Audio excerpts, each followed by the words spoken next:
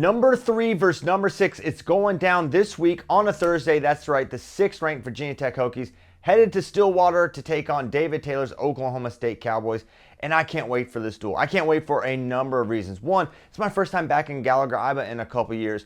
Always an amazing crowd, amazing atmosphere, so much history in Stillwater, Oklahoma. Excited to see there and to see David Taylor's, the atmosphere, the energy around Oklahoma State wrestling is super, super high right now. And definitely the biggest dual test of Oklahoma State's season right now is going to be against the 6th ranked Virginia Tech Hokies.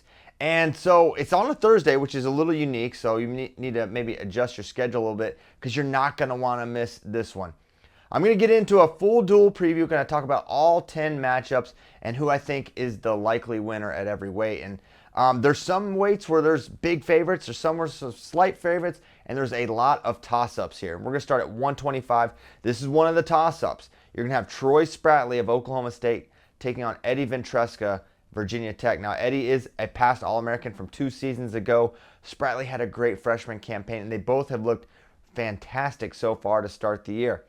Now, for this one, I don't think this one's going to light up the scoreboard if I had to guess. Both guys wrestle controlled approaches, not a ton of volume of attacks. So 1 takedown, 2 takedown, likely going to win this one. Eddie has looked sensational since coming back from an injury last year. His single leg's looking really good. Spratley has had a very, very tough schedule so far. I mean, he already had wrestled Jory Volk of Wyoming. He wrestled at CKLV, made the finals before falling to Matt Ramos. He's looked great every step of the way. I think it's going to be probably Spratley here. Slight lean here. This is definitely toss-up material.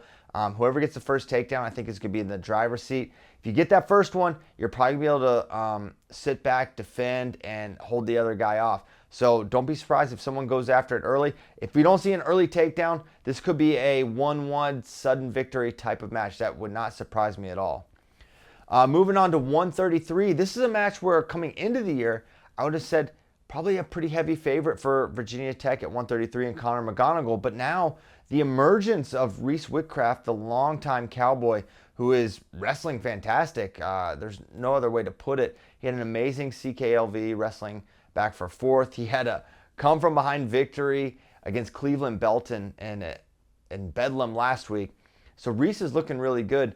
I think McGonagle matches up really well here because he's super fundamental. I think for Reese Witcraft, his upper body stuff, his ability to go feet to back and make some big explosive moves happen, that's going to be his path to victory here. And I think McGonagle's going to be able to do a good job avoiding some of those. So Conor's more of a traditional, fundamental wrestler. Reese is going to try to let it fly. If he can impose that and get 1 6-pointer, 7-pointer, Reese could win.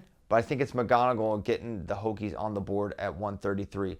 141, there's a slight lean here, slight. This is, I think 33 is a toss-up, 25 is a toss-up, 41, slight lean to Tagan Jameson. But one thing we know about Sam Latona of Virginia Tech, he has beaten some really great wrestlers. He's beaten Jesse Mendez, he's beaten Vito Arujau, and now up at 141. Had a sneaky, solid Vegas, and you have some of these tournaments where you'll have a guy that doesn't make the finals but has a really good showing.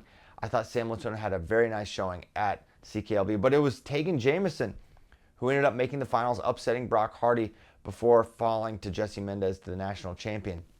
And so for this one, Sam Latona probably going to have a higher attack rate, at least traditionally. That's kind of what we've seen. But Tagan Jameson is a great match winner. Maybe he waits till the 3rd period. Does he wait here in this match? I'm not sure. I think we're going to see Sam Latona trying to force the issue, taking a lot of attacks. And if Sam's able to finish his single leg, he's going to be in position to win this match. I don't see the mat being a factor here. There's a chance Tagan can ride, but I would expect this one to be settled on the feet. Tagan, a slight favorite here. I think he gets it done, but don't be surprised at all if Sam Latona gets the win here at 141. That may be a bigger upset in the rankings than I think it is in reality. I think this is a super close match. 149, Caleb Henson, the national champion, taking on Carter Young. Now, you would say huge favorite for Caleb Henson, right? Now, I agree he's the favorite.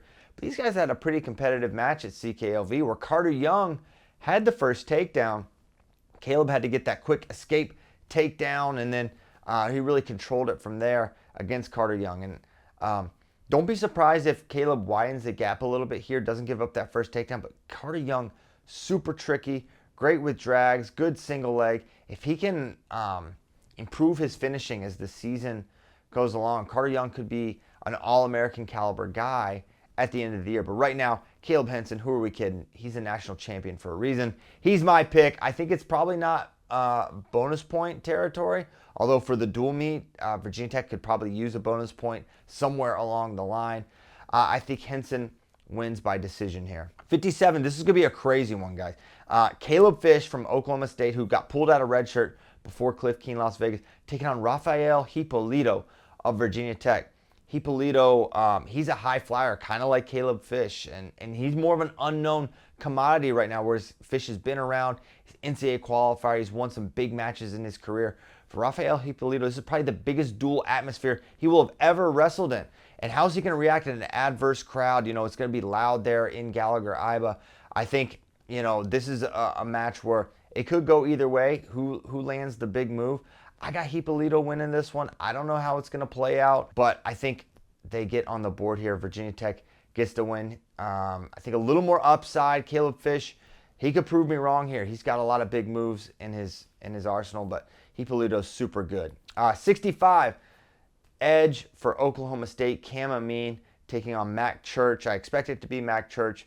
Big recruit out of Pennsylvania, but Cam Amin, so seasoned. I don't think this is probably a bonus point territory match for Oklahoma State. I think it's a regular decision for Cam Amin. Mac's not going to give up a ton of points, and Cam Amin, he's going to get a takedown or two, but I don't see him widening the gap enough to get a major, though he certainly could. I think it's within Cam to get this bonus point win. 174, this is a match where, you know, I think in the perception, it's a big favorite for Dean Hamdy. But in my mind, I think this is going to be pretty close. Lwak is a tricky guy. He was an All-American last year at Columbia. And Dean Hamdy was not an All-American last year down at 165. But this year is obviously a very different year. And Dean Hamdy has looked every bit of a title contender up at 174, now at Oklahoma State. And his point scoring ability on his feet, it's what separates him, right? This guy can get takedowns. He can attack both sides. His ankle pick is really sensational. And his ability to counter score when guys attack his legs, that stood out the most at Cliff Keen, Las Vegas. But he showed a little bit of vulnerability against Sachs in the Bedlam duel, where Sachs was able to ride him really well. Well, Lwak, very tough from the top position.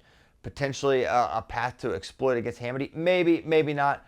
I've got Hamdy winning this one by decision. Lwak not likely to give up bonus points, but I think this is a really high level match.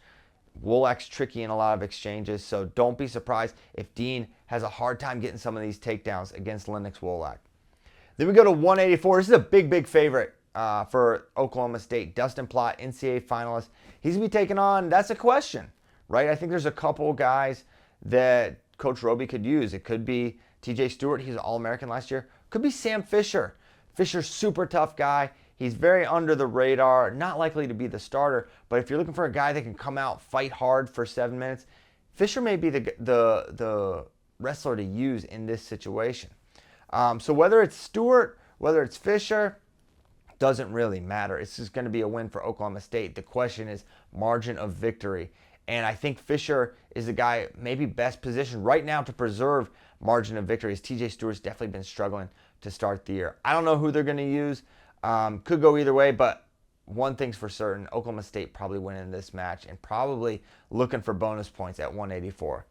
197, here's another one where you could see a curveball. Sonny Sasso, expect to see him make the trip to Stillwater. Now, making the trip in wrestling, two different questions, right? Because they've got Andy Smith. Andy Smith beat Luke Serber at Cliff Keen, Las Vegas. Super close match. It came down to a neutral danger zone. There was a challenge. Very close call between Smith and Serber. And so does Coach Roby try to get that win again? Or do we see Sasso, who could definitely throw a curveball? He's a great scrambler, which can definitely counter Serber's best opportunity to win, which is his counter scrambler. I mean, Luke Serber, this guy's sensational when you're on the attack. And I think that's where an area where Sasso could neutralize where Serber is super elite. And I think for Virginia Tech, this weight is very much in the balance. Who's going to be the starter for the Hokies? I'm still not sure. I think it very well could be Sonny Sasso, who looked fantastic before going out with injury. I saw him at Vegas. He was wrestling. He was training with some of the guys. I think he could be back. So don't be surprised to see Sonny Sasso wrestle at 197 for the Hokies. Either way, I'm going to go slight lean for the Hokies at 197. I don't think that while Oklahoma State is the favorite in this duel, I think we've already seen him beat Andy Smith, and I think Sonny Sasso is super tough. And as good as Virginia Tech is, you figure they're going to win a couple of these toss-ups, so I'm throwing them a couple. 97 is a toss-up. I have them getting that one just like 57. But obviously it could go either way as Oklahoma State's super tough at those weight classes. And then we go to a heavyweight where it's another heavy lean for the Oklahoma State Cowboys. And for the Hokies, who do they send? Is Hunter Kaka thrown out here as a guy who could potentially preserve a bonus point? Maybe. Is it Jim Mullen, the bigger prospect for Virginia Tech? Do they use him? Either way, it probably doesn't matter. It definitely doesn't matter in my mind. I think White Hendrickson is just a juggernaut favorite against everyone not named Gable Steveson and Greg Kirkfleet. He's a nightmare matchup because from neutral, he just keeps coming at you. He's great offense. He's great defense. From the top position, the best top wrestler at heavyweight. White Hendrickson going to put an exclamation point on a dual victory, I think, for Oklahoma State. If Virginia Tech's going to pull the upset, they've got to win every single toss-up. That's 125, 133, 141. They need to hold at 149 and maybe get one at 157. And then they need to either get a bonus point or another upset along the way because the back half for Oklahoma State is absolutely nails. So it's winnable for Virginia Tech, but they got a very uphill battle against a super tough Oklahoma State Cowboy team. Going down Thursday, I hope you guys tune in. It's going to be an amazing duel. I'm going to be there. I can't wait to be back in Gallagher, Iowa. Give me your predictions. Who wins Oklahoma State versus Virginia Tech? And give me an upset special as well.